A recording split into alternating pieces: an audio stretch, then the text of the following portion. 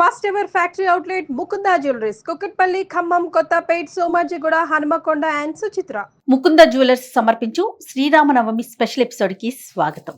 నమస్తే రమ్మగారు. నమస్తే జయ. నవమి శుభాకాంక్షలు అండి. శ్రీరామనవమి శుభాకాంక్షలు జయ. సుమన్ టీవీ ప్రేక్షకులందరికీ శ్రీరామనవమి శుభాకాంక్షలు. రమ్మగారు, శ్రీరామనవమి అనగానే ఫస్ట్ పానకం, వడపప్పు. ఉగాది అనగానే మనకు ఉగాది పచ్చడి ఎలాగో శ్రీరామనవమికి పానకం చక్కగా చేసేసుకుందామా. మరి చిన్నప్పుడు మాకు రామాలయం ఉండేది రమ్మగారు. పూజకంతా వెళ్ళే వాళ్ళం కాదు, ఏదో కాసేపు అట్లా అట్లా ఆడుకుంటే ఎగురుకుంటే వెళ్ళి వచ్చేసేవాళ్ళం. పండగ మొత్తం పూజ అంతా అయిపోయి కళ్యాణం అయిపోయిన తర్వాత కొట్టేవారు గంట. పరుగు గిన్నెలు పట్టుకొని ఒకటే పరుగు పానకం కోసం. శ్రీరామనవమి పందిళ్ళు అంటే అవునవును పానకమే. చక్క చలువు పందిళ్ళు బ్రహ్మాండంగా పానకం, వడపప్పు, చలిమిడి కూడా చేస్తారు కదా. ప్రాంతాల వారీగా నివేదనల్లో తేడా ఉంటాయి కానీ పానకం వడపప్పు అన్ని చోట్ల చేస్తారు. మీరు ఎట్లా చేస్తారు చెప్పండి. అందరం ఒకటే పద్ధతి అనుకోండి. ఏలక్కాయలు, మిరియాలు దంచుకోవటము, బెల్లం సన్నగా తరుక్కోవటము, ఇది అది కలిసి బాగా కాసేపు బాగా నలిపి బెల్లం కరిగేదాకా తిప్పితే పానకం తయారైపోతుంది. పెసరపప్పుని కొంచెం ముందుగానే ఒక గంట ముందు నానబెట్టుకుంటే సరిపోదు. పెసరపప్పు నానబెట్టడం, దాని మీద కొంచెం సన్నగా కొబ్బరి ముక్కలు, తర్వాత ఏమో అరటిపండు ముక్కలు చేసి వేస్తాము, కొంచెం బెల్లం వేసి కాస్త అట్లా నలిపేస్తే ప్రసాదం. స్వామివారికి నివేదన కూడా అంటే ఎలాంటి నివేదనలు చేసినా మెయిన్ ఇది ఇవ్వాలని భావిస్తాం. అంటే ఎండాకాలం వచ్చేస్తుంది మనకి, ఈ పందిళ్లలో కూర్చున్న వాళ్ళకి శోష వచ్చేసేలాగా అయిపోతుంది. చైత్రం ఇట్లా అనేసరికి ఎండ వచ్చేస్తుంది కదా, అందుకోసం అని తప్పకుండా పానకం పంచిపెట్టడం విశేషంగా చేస్తారు. సాధారణంగా కూడా మనకి ఆంజనేయ స్వామికి పానకం విశేషం చేయ. ఈ పందిరి ఎక్కడైతే శ్రీరామనవమి కళ్యాణపు పందిరి వేస్తారో అక్కడ ఆంజనేయుడు కూర్చుని ఉంటారు. ఓ, ఆయన కోసం చేస్తారంటారా? ఆంజనేయ ప్రీతి ఈ పానకంతో జరుగుతుంది. ఈ ప్రతి వాళ్ళు శ్రీరామ అని నోట్లో పోసుకుంటారు. వాళ్ళందరి వెనకాల వాళ్ళందరి భుజాల మీద కూర్చుంటాడు ఆంజనేయ స్వామి. అందుకు ప్రధానంగా చేస్తారు. రాముల వారి నివేదన కంటే ఆంజనేయ స్వామి ప్రీత్యర్థమే ప్రధానంగా చెప్పుకోవాలి మనం. చాలు చాలా మనం ఈ గిన్నెడు చేయాలంటే ఒక 7, 8, 10 ఏలక్కాయలు, 25-30 మిరియాలు వేసుకుంటే బాగుంటుంది.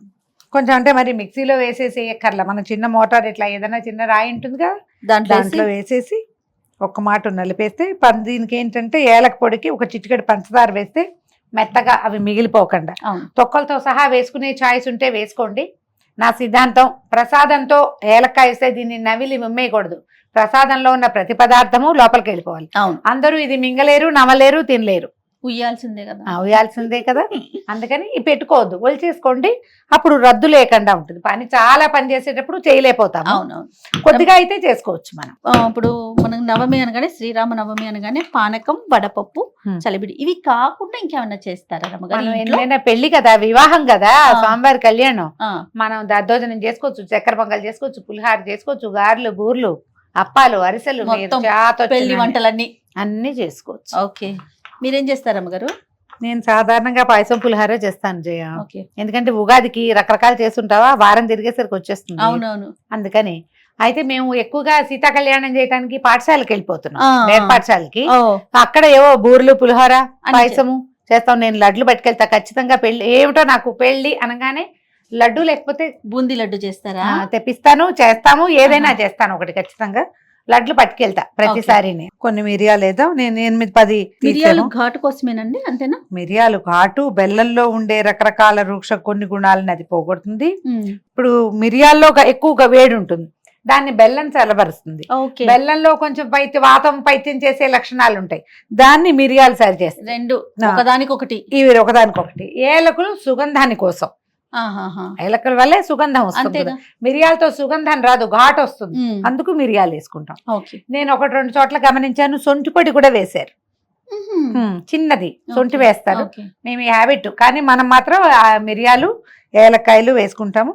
2 వేసి దంచేయండి. నువ్వు బెల్లం సన్నగా తరుగు చేయ. ఓకే,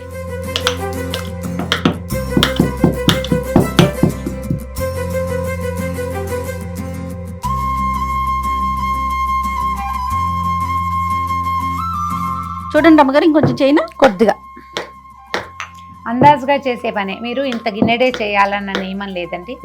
మనమే ఇద్దరమే ఉన్నాము, ఇదంతా ఎలా పంచుతామో అలా అనిపిస్తుంది. చిన్న బుజ్జి గ్లాసు అంత బెల్లం ముక్క, ఒక ఏలక్కాయ, 2 మిరియాలు కొద్దిగా అట్లా దంచి వేసి, ఇంత గ్లాసు పానకం దగ్గర నుంచి ఇంత గుండిగడి దగ్గర వరకు ఏదైనా తీసుకుంటాడు. డ్రమ్ముల్లో చేస్తారు. ఇప్పుడు మనం ఇంట్లోనే ఉంటాం, మనమే 2 3 ఉంటాం, చుట్టుపక్కల ఎవరు లేరు. ఈ పానకం అంతా ఖర్చు పెట్టడం ఎట్లా అని పానకాన్ని వేస్ట్ చేయదు. ఎక్కువ చేయాలి అన్న నియమం పెట్టుకుని దాన్ని వినిమయం చేయకుండా పడేయకూడదు. అందుకని అంత చెయ్యొద్దు, కొంచెమే చేసుకోండి. దేవుడి దగ్గర నివేదన పెట్టుకుని మన ఇద్దరమే పురుషుడు పుచ్చుకుంటాం చాలు, అంతైనా సరే. కానీ నియమంగా ఏమిటంటే ఈ తీపి కలిపిన నీళ్లు ఈ కాలంలో తీసుకోవాలి. ఇది ఆరోగ్య రహస్యాలే చేయాలి. అవునవును రమ్మగారు, చలవ చేయటం కోసమే మనం తీసుకుంది, ఎండాకాలం కదా. చూడండి, బెల్లం వల్ల వచ్చే ఇబ్బందులకి మిరియాలు తొలగిస్తాయి, మిరియాల వల్ల వచ్చే ఇబ్బందులు బెల్లం తొలగిస్తుంది. 2 ఇంతకీ ఈ సీజన్ లో మనం తీసుకోవాల్సిన పదార్థం, అందుకని చేస్తాము. అవును, మామూలుగా మనం రోజువారీ ఏ రామాయణమో చేసుకుంటాం అనుకో, ఆంజనేయ స్వామికి ఒక చిన్న పానకం పెడతాం ఇంత. అవును, చెంబుడు చేయక్కర్లా, కొద్దిగా చేయండి. ఎక్కువ మంది ఉండి మనం ప్రసాదం పంపగలము అనుకుంటే ఎక్కువ చేసి నివేదన చేయటం. సాయంకాలం దాకా ఫ్రిడ్జ్ లో పెట్టుకుని కూడా సాయంత్రం తీసుకోవచ్చు, బాగుంటుంది. ప్రధానంగా కళ్యాణం చూడటం వరకే కదా రమ్మగారు, తర్వాత ఏముంటుంది? ఈవినింగ్ ఏమన్నా ప్రత్యేకంగా చేస్తామా? ఏముండదు, దేవాలయంలో ఏదైనా సేవాకాలం ఉంటుంది. మనము ఇంట్లోనే సీతా కళ్యాణము అవి చేసుకుని 10 రోజులు చేసిన వాళ్ళైతే సాయంకాలం అయ్యవారిని అమ్మవారిని దండ బంతులు ఆడించటాలు అలాంటివి సేవాకాలాలు జరుపుతారు. ఊపటము ఇలాంటివి చేస్తారు కదా, ఆలయాల్లో చేస్తారు చేస్తారు. ఏకాంత సేవ, పౌళింపు సేవలు చేస్తారు కదా. చూడండి అమ్మగారు, చాలమ్మా. మిరియాలు, ఏలకులు దంచేసాము. ఇది ఎంత మెత్తగా దంచేసారండి, ఇది బాగుంది చక్కగా. ఇదివరకు ఈ కోతలు ఉండేవి కాదు, చాకులతో పని ఉండేది కాదు. ఈ గుంకుడుకాయలు కొట్టే రాళ్ళు ఉండేవి. బెల్లం కొట్టిన రాయి అంటాం కదా, ఆ రాతో కొట్టేవాళ్ళం. అవునవును, బెల్లం కొట్టిన రాయి అని అదే అంటారు దాన్ని. నీళ్ళు పోయమా. పానకంలో చేయి పెట్టచ్చా ఇలాంటి డౌట్. మనం ఇంత గ్లాస్ చేస్తే పెట్టం, అదే కరిపోతుంది చెంచాతో ఇలా ఇలాంటి. ఇది కరగటం కొంచెం కష్టము, చేయి పెట్టచ్చు, పర్వాలేదు. పోసేస్తున్నా చాలు. ముందు కొంచెం కలిపాక మళ్ళీ కొంచెం దీన్ని కరక పెట్టకపోతే ఇది కరగదు. అవును, కాదు మేము గరిటతో చేస్తాం, చేతులు క్లీన్గా ఉండవు లాంటి భావాలు ఉంటే మీ ఇష్టం. రమ్మగారు చేయి ఎందుకు పెట్టారు అని ప్రశ్నించకండి, అందుకనే పెడుతున్నా. ఇది కరగదు. వంటింట్లో చేతులు పెట్టకుండా పనులు అవుతాయి, చెప్పండి మీరు. చింతపండు చేత్తో పిచ్చకూడదు, దేన్ని చేత్తో ముట్టుకోకూడదు. మరి ఎక్కువ చేసినప్పుడు ఈ పని, లేకపోతే స్పూన్తో కలుపుకోవచ్చు. పైగా ఇవాళ రేపు బెల్లం ఎవరో ఒక టేస్ట్ సుద్దా, దాన్ని ఏం చేసినా సరే కరగదు. పొయ్యి మీద పెట్టా కరగటం లేదా, ఎంతసేపటికి ఘుమఘుమలాడుతోంది చూడు. మా ఫ్రెండ్ ఒకరు చెప్పారు నాకు, ఈ పానకం మీదట అలా ఏలక్కాయ తొక్కలు కదులుతూ ఉండకపోతే నచ్చదు ఆవిడికి, అందుకని తొక్కలు వేయాల్సిందే. ఏలక్కాయ తొక్కలు కనపడాలట దాంట్లో. చాలా నీళ్ళు కరెక్ట్ గా కలర్ సరిగ్గా వచ్చింది చూడు. సీతారామ కళ్యాణం మనం చేసుకోగలిగితే చేసుకుంటాం. మన ఇంట్లో ఒక పుట్టినరోజు అంటే ఏం చేస్తాం, ఏదో స్వీటు హాటు చేస్తాం. పిల్లల పుట్టినరోజు, మన పుట్టినరోజైనా ఓ పాయసమైనా చేసుకుంటాం కదా. భగవంతుడి పుట్టినరోజుకి ఏం చేయాలి, పానకం చేసినా చాలు. ఈయన పాయసం అడగడు రాముల వారు, పాపం బంగారు కొండ.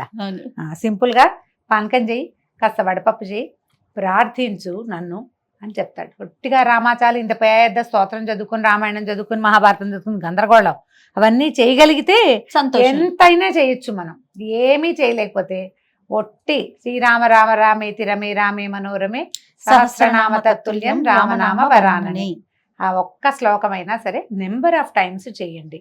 ఇలాంటి రోజున, పవిత్రమైన రోజు, సంవత్సరానికి ఒక్క రోజు వస్తుంది. మర్యాద పురుషోత్తముడు రాముడు. పొట్లాడద్దు ఎవరితోటి, గొడవలకి దిక్కండి, వాదనలకి వెళ్ళొద్దు. సాధ్యమైనంత ప్రపంచం పట్ల స్నేహంగా, ప్రేమగా, తీయగా ఉండడానికి ప్రయత్నం చేసుకోండి. ఇప్పుడు ఇది ఏంటంటే ఒకరోజు చేస్తే ఏది రాదు మనకి, అది చేస్తూ ఉండాలి. కానీ సంవత్సరంలో కొన్ని రోజులు, పర్వదినాలు, మంచి రోజులు, ఈ రోజున ఒక ప్రవర్తన నియమావళి కనుక మనం ఏర్పరచుకుని పెట్టుకుంటే మిగిలిన రోజులు కూడా అలా ప్రవర్తించేందుకు మనకి ఒక అవకాశం లభిస్తుంది, అలవాటు అవుతుంది. నిదానంగా ఏటా చేస్తాం, ఖచ్చితంగా ఈ రోజున మాట్లాడకూడదు, గొడవ పడకూడదు, ఇలాంటి ఆలోచన ఉంటే మనకు ఉందనుకో, పిల్లలతో కూడా వస్తుంది. పిల్లలు కొట్టుకుంటున్నారు, పొట్టాడుకుంటారు, చిన్న పిల్లలకి ఏముంది చెప్పాలి. ఈ రోజు రాముల వారి పుట్టినరోజు, ఆయన తన తమ్ముళ్ళతో ఎంత బాగున్నాడు, ఎంత అద్భుతమైన వ్యక్తిగా ఉన్నాడు. అంత కాకపోతే కొంత ఉందాం, కనీసం పోట్లాడుకోకుండా ఉందాం. అవును, ఇలాంటివి కదా నేర్పించాలి. ఆ మాట చెప్పటానికి ముందు మనం ప్రశాంతంగా, సాధ్యమైనంత మౌనంగా ఉండాలి. అందుకని ప్రశాంతంగా ఉండటానికి ట్రై చేయండి. రాముడి గురించి ఒక ప్రత్యేకమైన లక్షణం చెప్తారండి. ప్రతి సంవత్సరం ఈ మాట చెప్పుకుంటూనే ఉంటాం. ఏంటి స్మిత అమ్మగారు? పూర్వాభిభాషి రాముడు అంటే ముందు నవ్వుతాడట రాముడు. ఉహు. ప్రతిసారి ఎవరైనా మనం చూడంగానే అవతల వాళ్ళు మనం పలకరించారా లేదా చూస్తాం మనం. ఆ, ఆయన అలాంటి వాడు కాదు. ఆయనే ముందు నవ్వుతాడు, ఆయనే పలకరిస్తాడు. నవ్వుతూనే పలకరిస్తారు కాబోలు, అంతేనండి? ఎవరు కనపడినా మొదట ఎవరు పలకరించాలి, వీళ్ళు పలకరిస్తారా లేదా, వీళ్ళు మన చూసి హలో అన్నారా లేదా, ముందు నేను చూసాను నేనే హాయ్ అన్నాక వాళ్ళు హాయ్ అన్నారు, ఇలాంటి పిచ్చి భావాల్లోకి వెళ్తాం. అవును రమ్మ గారు. చక్రవర్తి సార్వభౌముడు, ఆయన భూప్రపంచానికి ప్రభువు. అవును అవును. ఆయనే స్మితపూర్వ భాషిగా ఉన్నాడు ఎంత మంచి లక్షణం కదా. కదా. అందుకని అసలు కాదు రమ్మగారు, ఒక మనిషి కనిపించగానే మనం నవ్వు మొహం పెడితే ఆటోమేటిక్ గా వాళ్ళకి మన మీద చెడు అభిప్రాయం ఉన్నా కూడా పోతుంది, వాళ్ళే వాళ్ళలో వస్తారు. నవ్వు మొహం వచ్చేస్తుంది. వాళ్లే వస్తారు. రాముడి దగ్గర ప్రధానంగా నేర్చుకోవాల్సిన గుణం ఏంటంటే ఒక్కడుగు ముందుకేయటం. మొదట తనే మాట్లాడడం. మొదట మీరే మాట్లాడండి, మీరే హలోనండి. ఎవరైతే ఏమైంది అది నేనే చేస్తాను అనుకోండి, ఆ, కొన్నాళ్ళకి మీరు ఎదుటి వాళ్ళకు కూడా అలా ఉండటాన్ని నేర్పించగలుగుతారు. వాళ్ళు పలకరించలేదు నేను చేయలేదు అని అనకండి. వాళ్ళు పలకరించపోయినా వాళ్ళు ఏడుస్తారు, నేను మాత్రం నవ్వుతాను. రాముడిలాగా ఇలాంటి ఆయన నుంచి తీసుకున్నాను ఈ లక్షణం అనుకోవాలి. అది పెట్టుకుని చక్కగా పానకం చేసి మన ఎదురింటి వాళ్ళు మన వాళ్ళు కాకపోయినా ఏం పర్వాలేదండి పానకం ఇవ్వటానికి. ప్రసాదాలకు ఇబ్బంది కానీ పానకానికి ఏమి ఇబ్బంది లేదు. హ్యాపీగా పానకం ఎదురింటికి పక్కింటికి అందరిళ్ళకి బట్టి చేసేయండి, తలా ఒక గ్లాసు. అంతే. ఎక్కువ చేయగలిగితే అది, ఆ అవకాశం లేకపోతే కొంచెమైనా చేసుకుని రాముల వారి పేరు తెలుసుకుని ఈ రోజున చక్కగా ఇందులో పానకం వడపప్పు, ఈ వడపప్పు మీద కూడా చిన్న బెల్లం ముక్క పెట్టండి. ఈ చప్పటి వడపప్పు చప్పగా ఉంటుంది, అది పెట్టకూడదు. ఒకే ఒక బెల్లం ముక్క చిన్నది.